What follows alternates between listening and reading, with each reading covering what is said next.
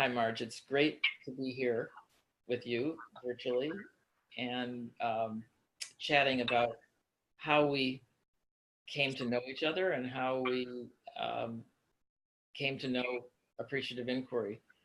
I think I know some of your story, but I would love to hear you tell it um, as you remember it now. What brought you to AI? How did you find it? And what was compelling about it? I think that appreciative inquiry found me, and I'll tell you why. I had been working with 9X, which is now Verizon, and for many years I had taught a course for women. And so when the corporation became very concerned about sexual harassment and started doing sensitivity training, also known as puppy training, bad dog, bad man, and certainly the legal issues are there and they're absolutely clear. So let me make it very clear that what I'm talking about is sort of I guess it's a form of an also and, because I was concerned about, I know what we don't want, but how do we talk about what we do want? And my dear friend Jane Watkins was becoming president of National Training Labs. And so I went with her to be her staff. I said, well, I'll support you. And I met Dave Cooperrider and realized there are many positive cross-gender relationships at now Verizon. And how about we look at them, and how about we understand them? And so I decided to hire David, that my company would hire David and that we would work on this together. Jane was a little miffed. She said, he's mine. And I said, well, I'm going to pay him.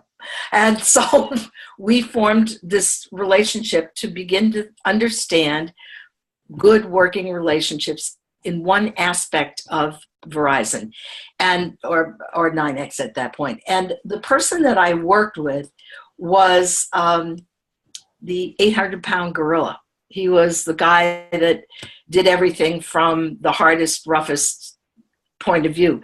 And what was so interesting about this wonderful human being is he was entranced that appreciative inquiry could feel easier. He thought if it wasn't hard and tough and confrontational, how could it be good? In other words, he saw himself, he was a former military guy, and I had done a lot of work with the military in the past.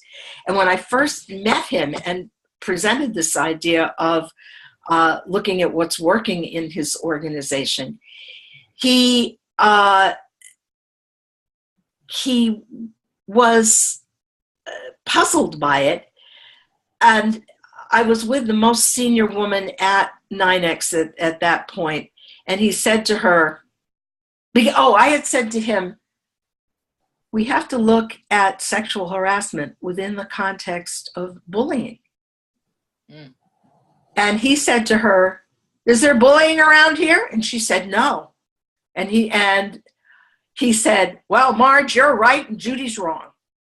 And that began a whole notion of, let's put this thing into some context. Anyhow, to cut to the chase, we did a good job of finding good relationships. The place that was most complex was the human resource people, because the human resource people were set up to find problems. And at that point, I truly wondered whether appreciative inquiry should move into marketing or into human resources, because it seemed to me that people who really know how to tell a good news story are marketing people. And the people who know how to tell a bad news story, a lot of them were in appreciative inquiry. So what happened was the head of human resources said, this does not make sense to me. I don't think this will work. And I said, would you try it at home? Would you try it around the dinner table with your kids? he did, and he came back the next day and said, okay, go ahead.